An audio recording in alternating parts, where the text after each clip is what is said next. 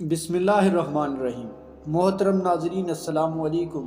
آج کی ویڈیو میں ہم بات کرنے جا رہے ہیں دجال کے متعلق ایک منفرد اور اہم موضوع پر۔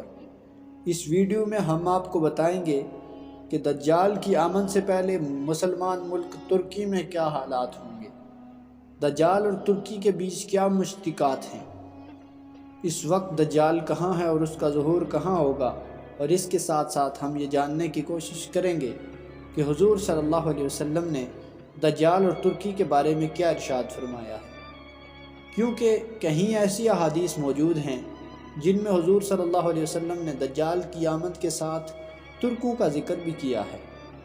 ناظرین، ایسے تو دنیا کے سائنسدان دنیا کو مسخر کرنے اور اس کے چھپے گوشوں کو لوگوں کے سامنے لانے میں مصروف رہتے ہیں، اس کے ساتھ ساتھ وہ انسان کے مستقبل کے بارے میں جاننے کی کوشش کرتے ہیں اور مختلف پیشن گوئیاں بھی دیتے ہیں، لیکن بحیثیت مسلمان ہم دنیا کے مستقبل کو جاننے کی کوشش کریں تو ہمارے پاس سب سے بڑا ذریعہ احادیث نبی صلی اللہ علیہ وسلم ہے، جن کی روشنی اور رہنمائی میں ہم یہ جان سکتے ہیں کہ آنے والے وقتوں میں کیا ہونے والا ہے اور انسانیت کو کن فتنوں کا سامنا کرنا پڑے گا اور اس دنیاوی زندگی کا اختتام کیسے ہوگا۔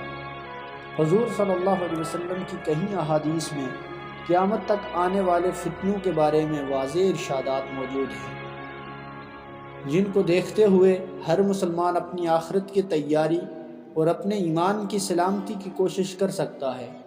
ان فتنوں میں سب سے بڑا فتنہ دجال ہے۔ حضرت محمد صلی اللہ علیہ وسلم نے ارشاد فرمایا کہ تمام انبیاء نے اپنی اپنی قوموں کو دجال کے شر سے بچنے کے لیے اللہ سے پناہ مانگنے کی ہدایت کی تھی۔ ناظرین، ترکی آخری دور میں ایک مرتبہ پھر امت مسلمہ کے ہاتھوں سے نکل جائے گا۔ دجال کی آمد کے بارے میں حضرت ابو ہریرہ رضی اللہ تعالیٰ کی ایک حدیث جس میں ترکی کا بھی ذکر ہے، اس میں بیان کیا گیا ہے کہ آپ صلی اللہ علیہ وسلم نے فرمایا کہ جب تک اہل روم اماک اور تابق میں پڑاؤ نہیں ڈال دیتے تب تک قیامت نہیں آئے گی۔ اماک اور تابق ملک شام میں واقع ہیں۔ جب مدینہ سے ایک لشکر ان کی مدد کے لیے پہنچے گا تو رومی کہیں گے کہ تم ہمارے ان کے بیچ میں مت آؤ، یہ دین سے پھر چکے ہیں۔ بعد میں مسلمان کہیں گے کہ خدا کی قسم ہم اپنے مسلمان بھائیوں کو تمہارے سامنے بے یار و مددگار نہیں چھوڑیں گے۔ پھر وہ ان کے ساتھ جنگ کریں گے، جن میں سے ایک تہائی حصہ پیٹھ پھیر کر جہنم کا مستحق بن جائے گا، ایک تہائی حصہ شہادت پائے گا اور ایک تہائی حصے کو رومیوں کے مقابلے میں فتح حاصل ہوگی، اور پھر مسلمان کبھی انتشار کا شکار نہیں ہوں گے اور پھر قسطنطنیہ کو فتح کریں گے۔ جب مسلمان مال غنیمت سمیٹنے میں مصروف ہوں گے تب شیطان جھوٹی آواز بلند کرے گا کہ تمہارے گھروں میں دجال داخل ہو چکا ہے۔ تب مسلمان یہ سن کر واپسی کی راہ لیں گے، تب اسی دوران دجال کا حقیقت میں نزول ہو چکا ہوگا۔ حضور اکرم صلی اللہ علیہ وسلم نے ارشاد فرمایا کہ دجال مشرق کی زمین میں ہے اور وہیں سے نکلے گا، جسے خراسان کہا جاتا ہے، یہ پہلے ایران کا حصہ ہوا کرتا تھا۔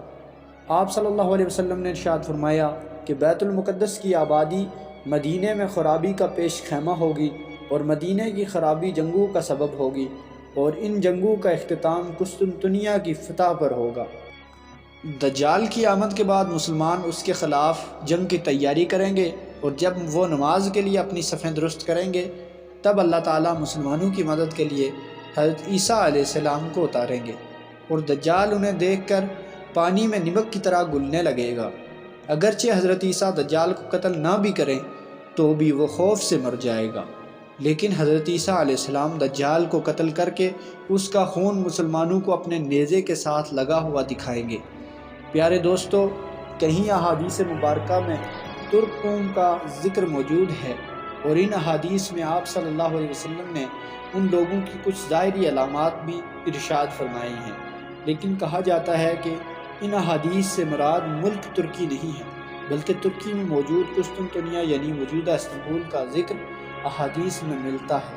انہی احادیث میں حضرت ابو ہریرہ رضی اللہ تعالیٰ سے روایت ہے کہ آپ صلی اللہ علیہ وسلم نے فرمایا کہ قیامت اس وقت تک قائم نہیں ہوگی جب تک تم ترکوں سے جنگ نہ کر لو۔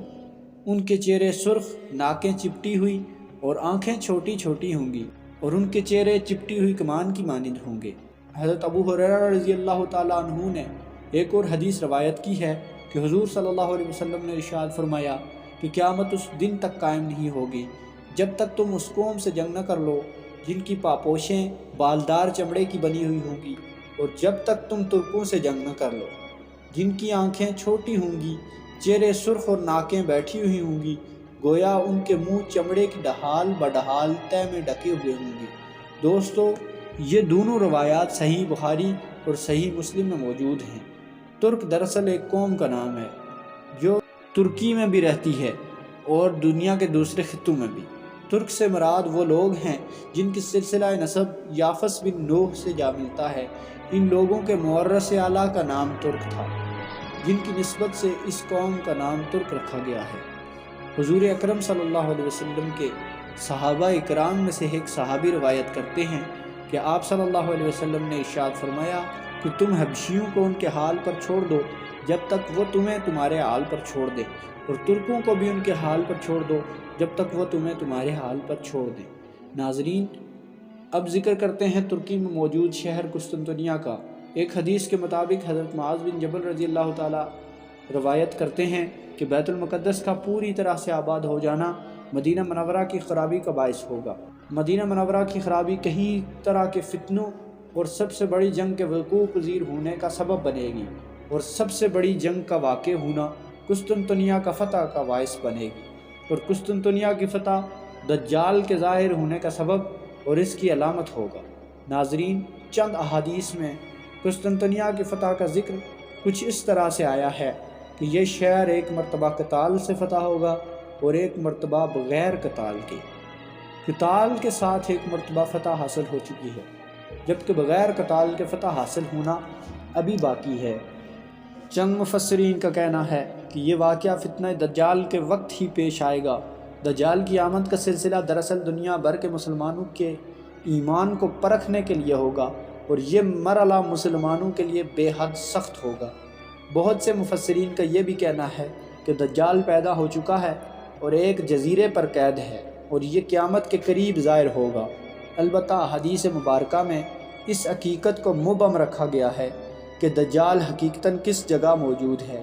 دوسری طرف اس کے نزول کے بارے میں بخاری اور مسلم شریف کی روایات کہتی ہیں کہ دجال مشرق کی طرف سے ظاہر ہوگا اور یہ حلہ نامی جگہ پر جو شام اور عراق کے درمیان واقع ہے اس سے ظاہر ہوگا، جبکہ ترمذی شریف کی روایت کے مطابق دجال مشرق کی طرف سے خراسان سے ظاہر ہوگا۔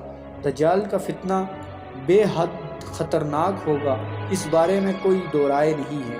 یہی وجہ ہے کہ تمام انبیاء کرام علیہ السلام نے اپنی امتوں کو اس فتنے سے پناہ مانگنے کی تلقین کی۔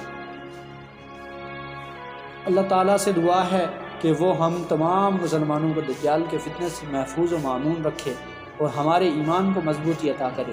آمین ثم آمین۔ یہ تو پیارے ناظرین، یہ تھی ہماری آج کی ویڈیو۔ اس حوالے سے آپ کی رائے کیا کہتی ہے؟ کمنٹ کر کے ہمارے ساتھ شیئر کیجئے گا۔ انشاءاللہ آپ سے ملاقات ہوگی اگلی ویڈیو میں۔